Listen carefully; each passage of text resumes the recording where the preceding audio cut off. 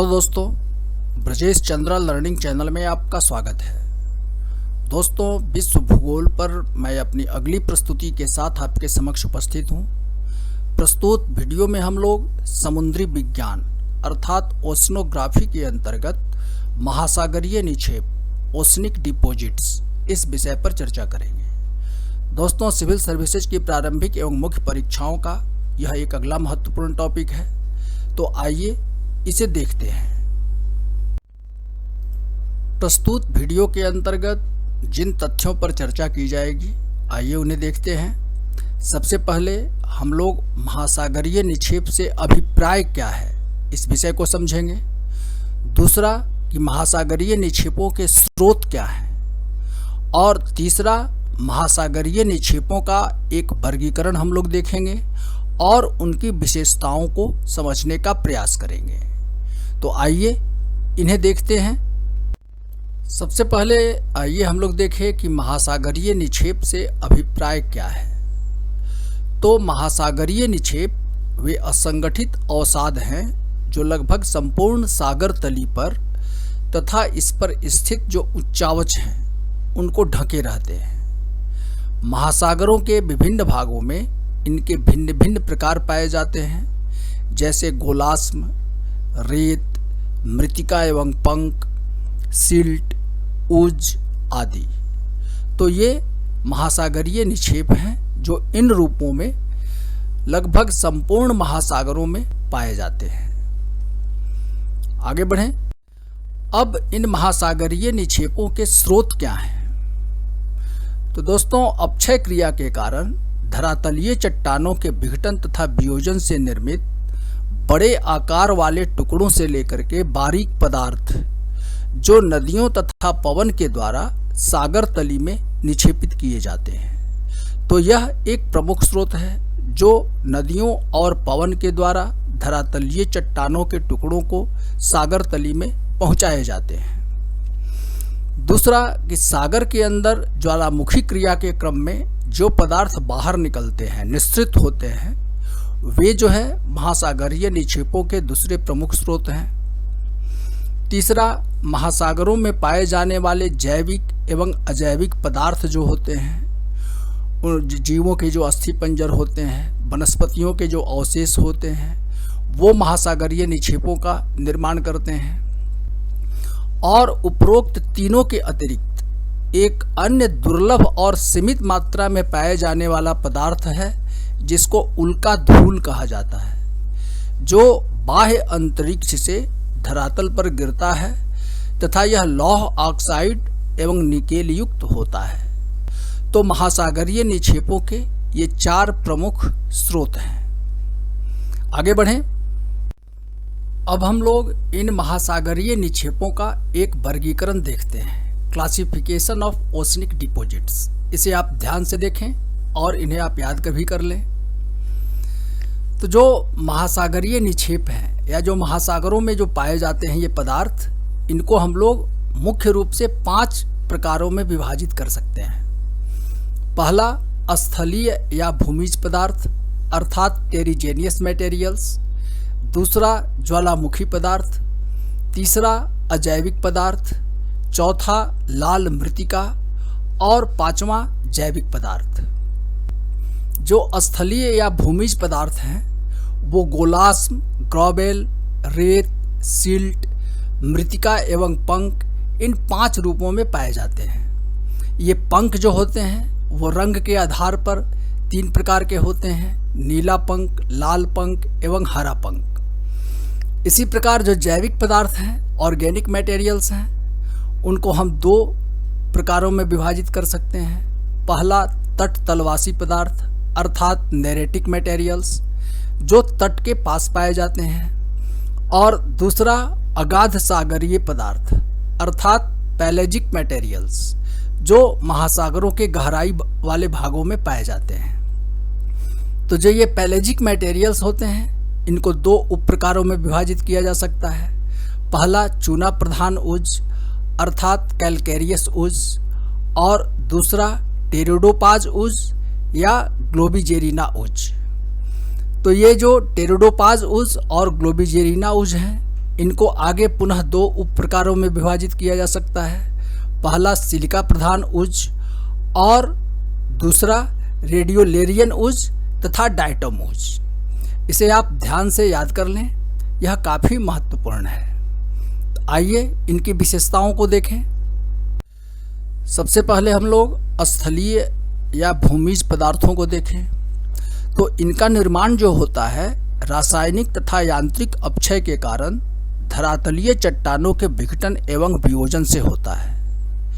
इस क्रम में बड़े बड़े टुकड़ों से लेकर के बारीक महीन कणों का निर्माण होता है और अपर्दन के कारक जो हैं नदियां एवं पवन, इनके द्वारा इनका निक्षेप सागर तली के विभिन्न भागों में किया जाता है।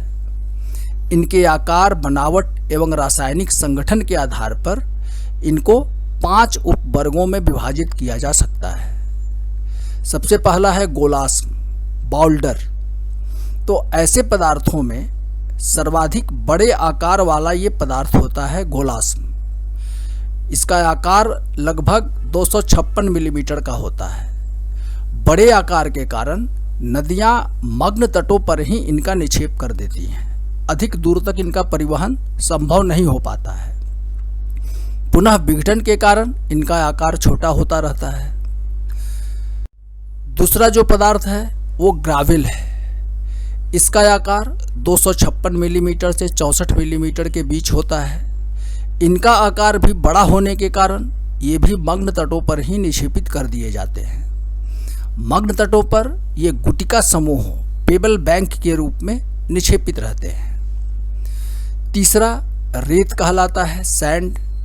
अत्यंत बारीक कणों से निर्मित होते हैं तथा इनका व्यास जो होता है 1/6 से 1/16 मिलीमीटर तक होता है। इनका निर्माण भी अपक्षय क्रिया द्वारा धरातलीय चट्टानों के टूटने से होता है तथा नदियों एवं पवन के द्वारा परिवहन कर महासागरों में निक्षेपित किया जाता है।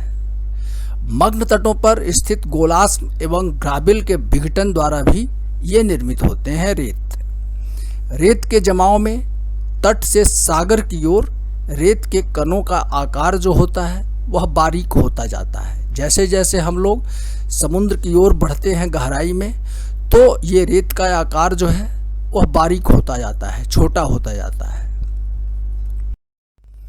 सिल्ट जो है अगला महत्वपूर्ण उपप्रकार है स्थलीय या भूमिज पदार्थों का।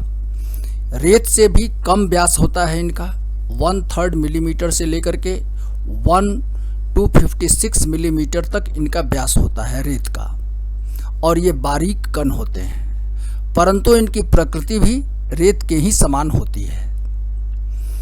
अगला महत्वपूर्ण उपप्रकार है मृत्तिका और पंख, क्ले एंड मड। मृत्तिका रेत एवं सिल्ट से भी बारीक कणों वाला पदार्थ है। यह विभिन्न अवसादों के बीच संयोजक तत्व के रूप में कार्य करता है। कनेक्टिव एलिमेंट है ये मृत्तिका, जो विभिन्न जो अवसाद होते हैं बड़े छोटे आकार वाले, उनको यह जोड़ता है।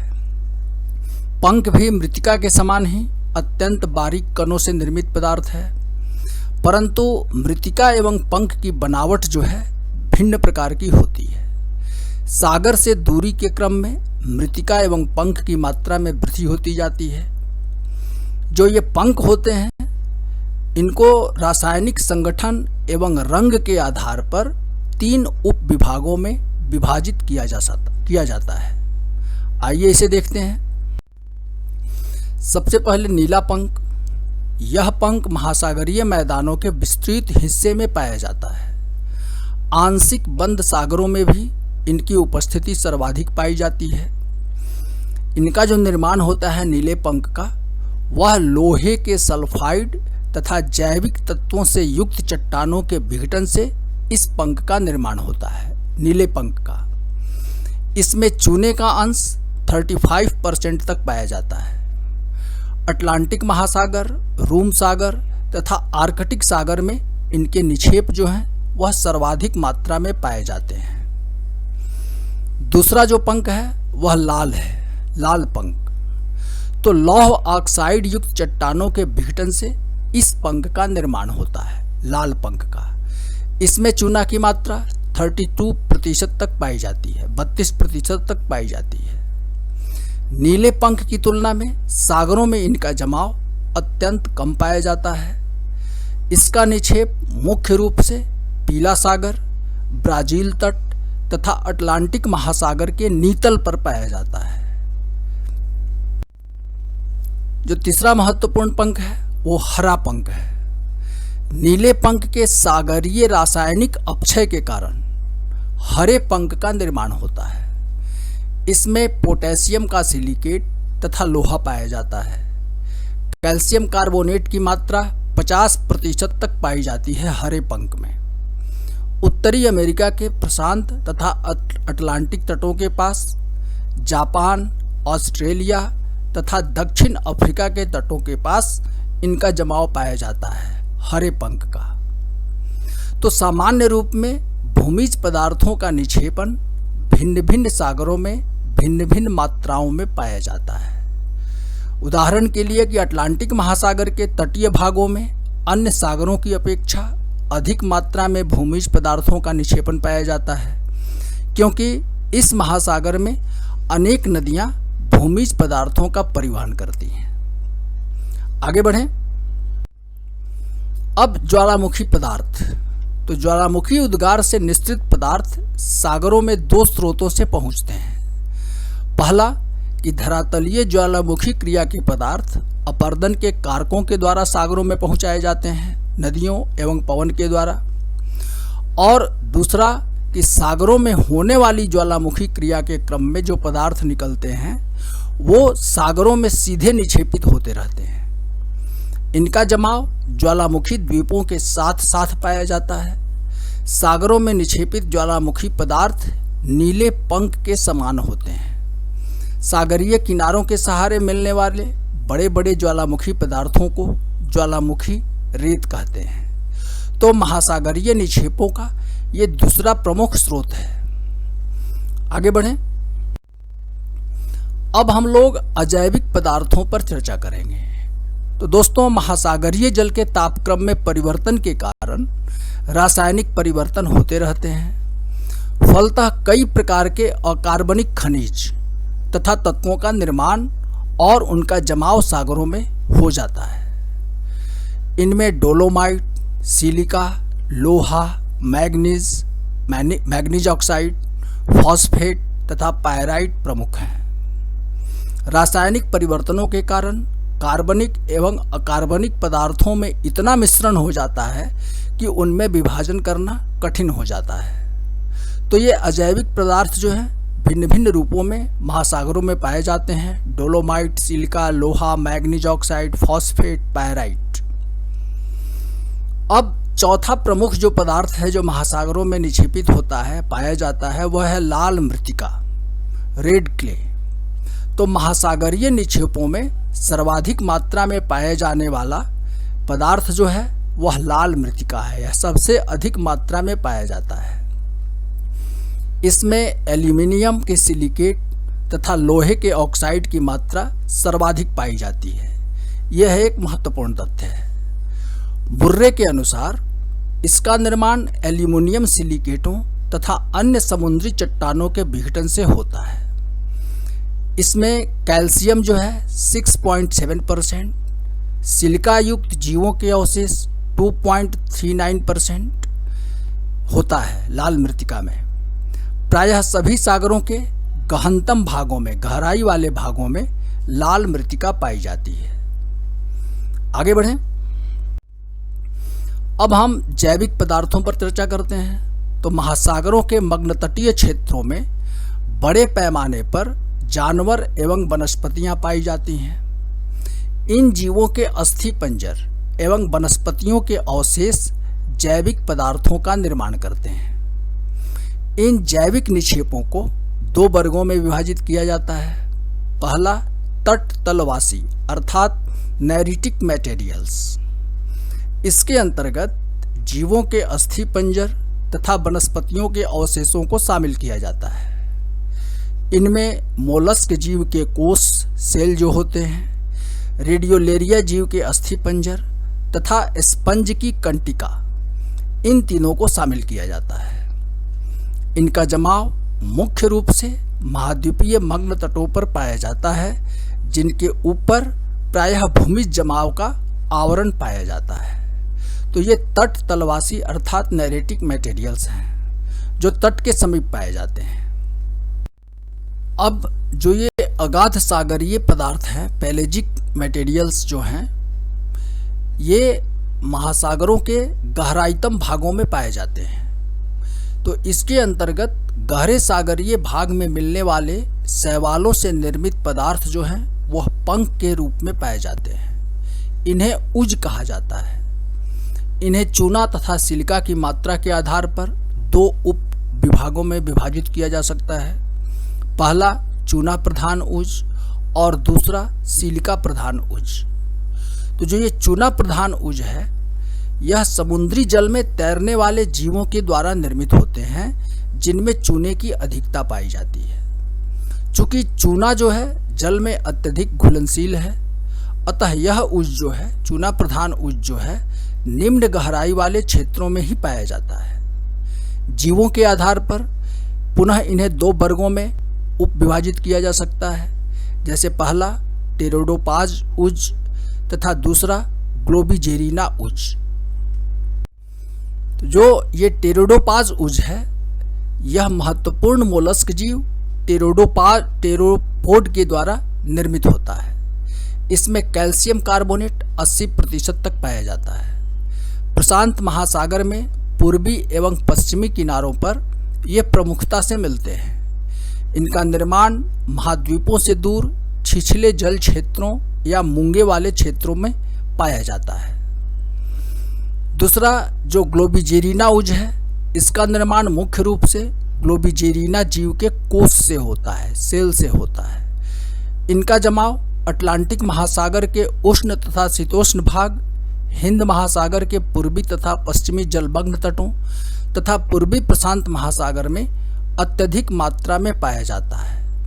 ये उज संपूर्ण सागरीय सतह के 29.2% भाग पर फैले होते हैं। ये ग्लोबिजेरिना उज। आगे बढ़ें। अब जो ये सिलिका प्रधान उज हैं, नाम से ही स्पष्ट है, ये सिलिका की प्रधानता वाले होते हैं। चूँकि सिलिका जल में कम घुलनशील होता है, जिससे ये सागर के गहराईतम भागों में पाए जाते हैं। पुनः जीवों के आधार पर इनको दो वर्गों में विभाजित किया जाता है। पहला जो है रेडियोलेरियन उज। ये रेडियोलेरियन उज ऐसे सिलिका प्रधान उज हैं जो रेडियोलेरिया, डायटम तथा फोरामेनिफेरा जीवों के अवशेष से निर्मित होते हैं। उष्णकटिबंधीय महासागरों में 12,000 से 30,000 फीट की गहराई वाले क्षेत्रों में ये पाए जाते हैं, रेडियोलेरियन उज। प्रशांत महासागर के अधिकतम तथा हिंद महासागर के पूर्वी भाग और अटलांटिक महासागर में छिटपुट रूप से इनकी उपस्थिति होती है रेडियोलेरियन उज की। इसी प्रकार जो डायटम उज है, यह अत्यंत सूक्ष्म जीवों के अवशेषों से निर्मित होते हैं। इसमें मृतिका का अंश भी पाया जाता है। डायटम उज उच्च अक्षांशों में गहरे सागरीय भागों में पाए जाते हैं। अंटार्कटिक महाद्वीपों के चारों ओर इनका विस्तार पाया जाता है डायटम उज का। तो दोस्तों, महासागरीय निक्षेपों से संबंधित इस अध्ययन सामग्री में बस इतना ही। मुझे उम्मीद है कि आप इस विषय को समझ गए होंगे और इस अध्ययन सामग्री का उपयोग करते हुए आप आसानी से परीक्षाओं में पूछे जाने वाले प्रश्नों का उत्तर दे पाएंगे। दोस्तों, यदि मेरी यह प्रस्तुति उपयोगी लगी है तो कृपया मेरे इस वीडियो को लाइक करें और यदि अभी तक आपने मेरे इस चैनल को सब्सक्राइब नहीं किया है तो इसे सब्सक्राइब करना नहीं भूलें। धन्यवाद।